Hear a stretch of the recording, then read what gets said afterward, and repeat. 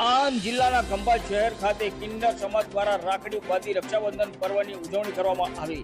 ખંભાત શહેરમાં છેલ્લા 3 વર્ષથી બલરામ મહારાજ દ્વારા શરૂ કરાવેલ ખંભાત કિન્નર સમાજ શહેરના ભાઈઓ બહેનોને રાખડી બાંધી રક્ષાબંધનની ઉજવણી કરવામાં આવે છે। ત્યારે આજ રોજ શહેરના કડિયાપોળ વિસ્તારમાં બીજલબેન સુખડિયાના નિવાસ સ્થાને ખંભાત શહેર કિન્નર સમાજના પધરામણા કરી તેમનું ભવ્ય સ્વાગત કરવામાં આવ્યું હતું।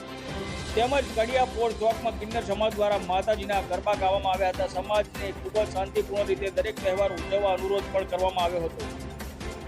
ધર્મ જાગરણ સમન્વય વિભાગ ખંભાત તાલુકા સંયોજક બીજલબેન તેમજ બલરામ મહારાજના પ્રયત્નોથી આજે શહેરના કિન્નર સમાજને આવકારી રક્ષાબંધનની ભવ્ય ઉજવણી કરવામાં આવી હતી। આણંદ જિલ્લામાં ખંભાત શહેરમાં કિન્નર સમાજ દ્વારા રક્ષાબંધન પર્વની ઉજવણી કરવામાં આવે છે।